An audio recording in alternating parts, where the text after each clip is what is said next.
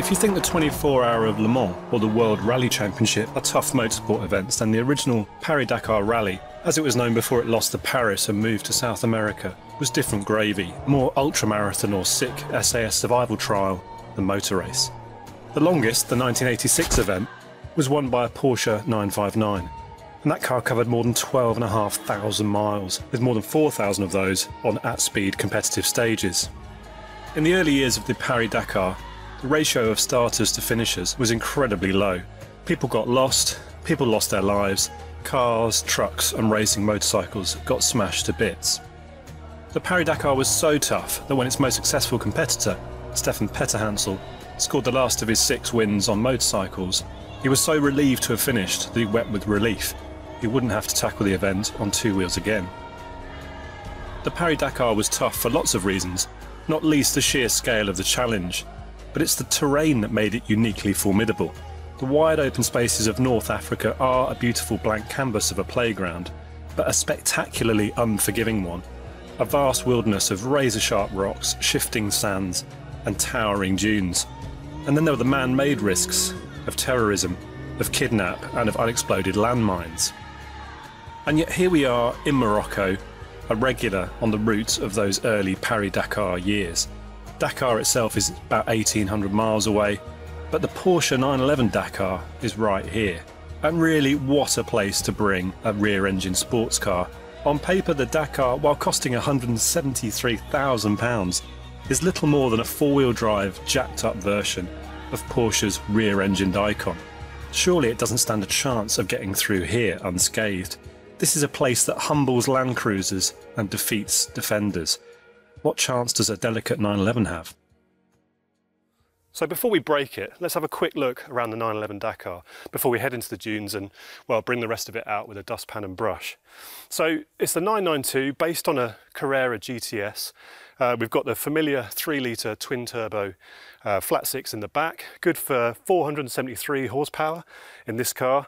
And while that might not sound like loads for your £173,000, it's a perfect engine for this application with tons of torque, and let's face it, nearly 500 horsepower is probably more than enough.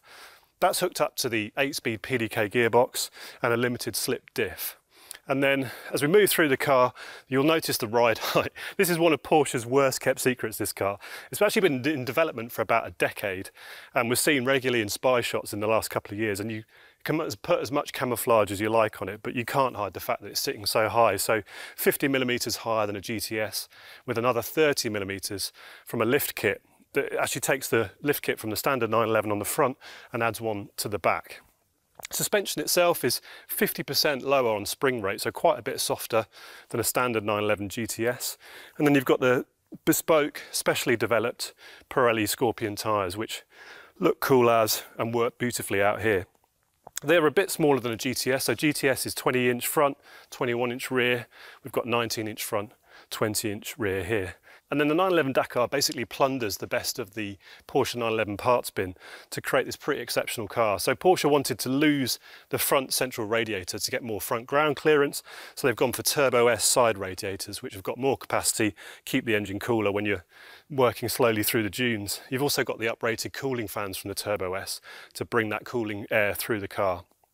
And then we've got a couple of standard features, so GT3 engine mounts, lightweight battery, lightweight glass, rear wheel steering, and the 8-speed PDK, which is standard on this car. You can't have a manual, but actually it works really well, as we know, in pretty much all instances. So yeah, 2 off-road modes. You've got Rally, which is a really nice rear bias set up to the 4-wheel drive system for some cheeky fun on gravel tracks, and then off-road, which evens up the distribution between the front and rear axle, gives you maximum traction, and could just save your life out here. So there it is, the 911 Dakar. Porsche has taken everything it knows about preparing cars for the desert, squeezed that knowledge into its 911 and crossed its fingers. Because a 150-mile-an-hour sports car with no special body reinforcements whatsoever, set free to be driven at the world's great wildernesses by idiots like us, that is surely a recipe for disaster. So we've been in the new Porsche 911 Dakar about 3 hours now. We've done a little bit of road stuff, and to be honest, it was pretty inconclusive. My hope is that this thing feels a little bit like a more upmarket aerial Nomad with 4-wheel drive.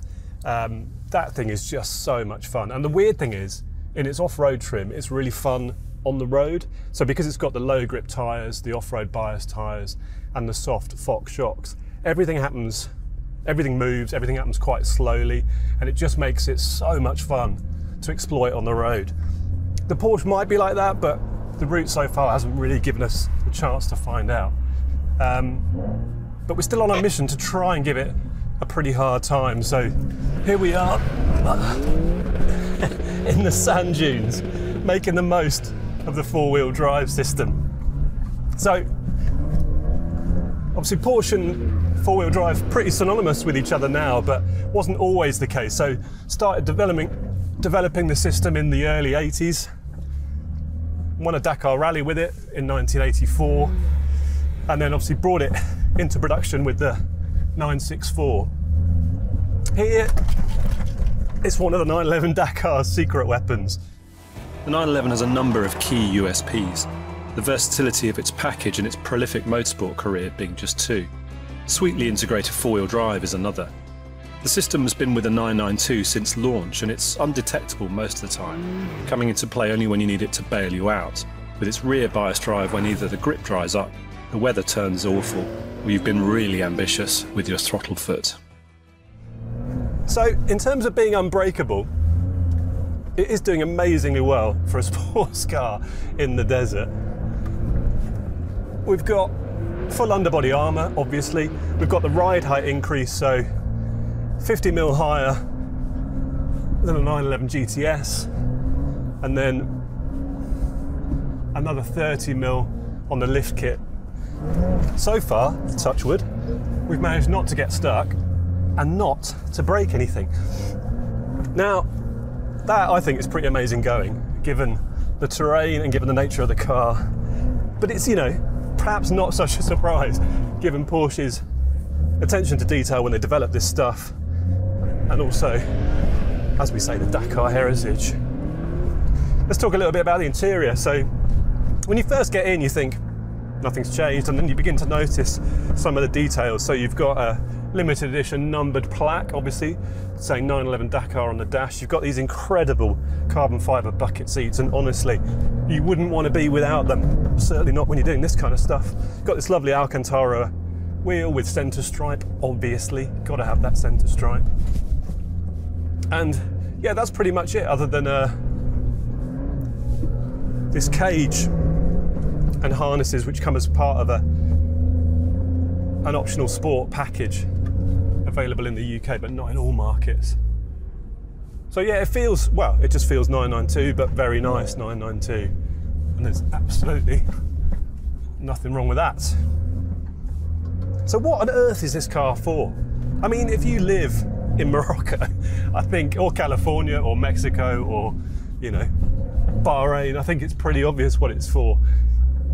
I mean, yeah, the rest of the time, I'm not so sure. I think it's the road drive that's going to be key. So we'll do some more road miles tomorrow and see what turning it into a Dakar has done to the 911's dynamics. See if it's made it better, made it worse. But I doubt, whatever the answer, we'll be having as much fun as this.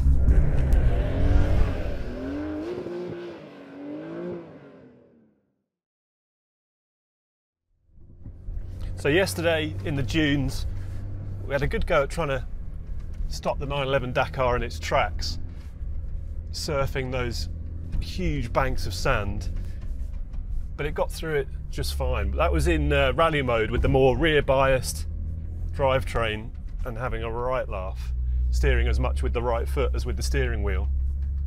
So let's try something a bit tougher. We're climbing a mountain off-road. There's rocks everywhere, some the size of my washing machine. And we're going to try and get up it in the humble Porsche 911. So obviously off-road mode lifts everything right up. So we've got the full 80mm of extra travel. And we've got that full underbody protection. So the car's as smooth as a baby's bottom underneath, and needs to be, because quite often you can hear it surfing across the sand or whatever it is you're driving over, and that just helps keep you going where otherwise you'd get stuck. But again, it seems to be doing the business. So plenty of grip from the four-wheel drive system and those Pirelli Scorpion tyres. It's pretty bumpy, but there's no danger of not making forward progress.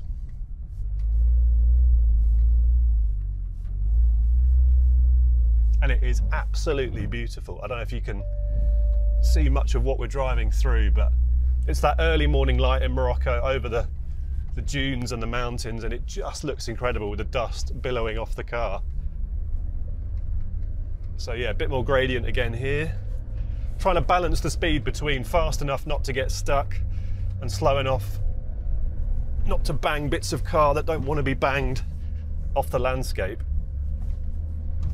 And again, that 3-litre twin-turbo GTS-based motor is just perfect for this kind of stuff. You think about 911, you think about revs, you think about driving in that part of the rev range, but it's got the flexibility and the torque as well, just to let you run it right down almost to idle and still find the grunt you need to go forward and to go uphill. Yeah. So once again, looks like we've failed to break the 911 Dakar. This thing's proved something of a sort of cockroach of a sports car, isn't it? We keep trying to get it to come unstuck and it keeps refusing. The 911 Dakar rolls on undaunted. We haven't been able to stop it with the smaller sand dunes, we haven't been able to stop it with a rocky climb, and clearly it's been just fine on the road. All told, so far, it's no punctures and no DNFs. Really, we're not trying hard enough.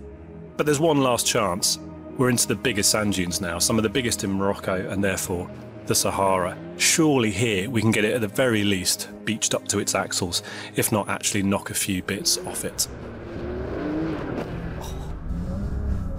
It's so torquey, in fact, that flat six, that sometimes you just want to go up a gear to get right back into the meat of that torque. It's a really solid engine for the job. And obviously the gearbox is, well, it's everything we've come to know and love about the PDK system, just completely unobtrusive. Gets a bit annoying if you're in some of the sportier drive modes and you're leaving it in auto, because it will hang on to ratios needlessly and drop down when you don't really need it to, but you know, that's nitpicking, and if you're on the paddles, which you are certainly doing this kind of stuff, it works like a dream. But yeah, I was saying £173,000, 2,500 units globally, and that's it. That's not this year, that is it. So that doesn't make this the rarest or most expensive 992. That's the Sport Classic, but that is GT3 RS money. And yeah, I'll admit it, when I first saw the Dakar specs, I underestimated it a bit. I think I thought, where the hell did that price come from? Because it looked like a 911 GTS with a couple of, you know, Audi Allroad stick-on bits. I think it's safe to say it's a bit more than that. So on the cooling side, we've got 911 Turbo S bits to keep those engine temps under control. We've got those two new drive modes. You can only imagine the calibration work that has gone into those.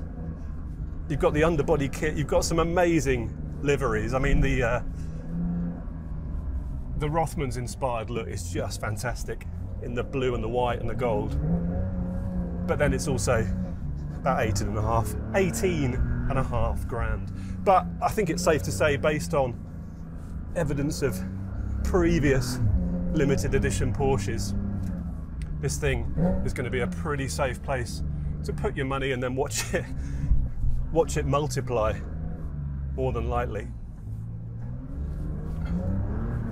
And yet, unfortunately, or fortunately, we still haven't been able to break anything. Would I be having more fun in an aerial Nomad? Maybe, but there's something incredibly rewarding and incongruous about tackling this kind of stuff in a 911. It just feels surreal, even though, you know, we know about that heritage, we know about that track record. It just feels well, it feels as daft as it no doubt looks.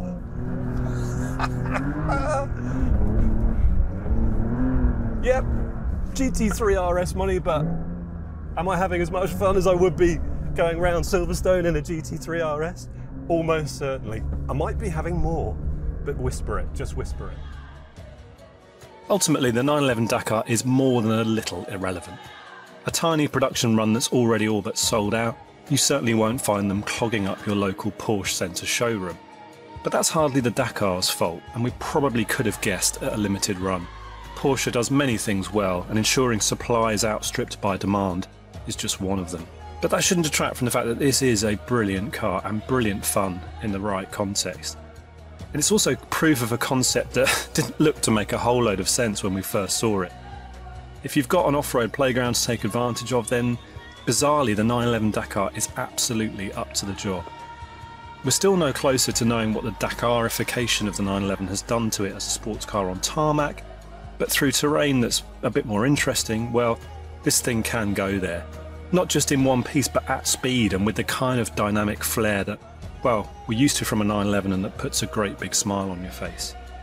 As Porsche celebrates its 75th birthday and the evergreen 911 hits 60, the Dakar arrives as an impressive standalone product and a reminder both of the company's ambition and its imagination, not to mention the versatility of its most famous sports car.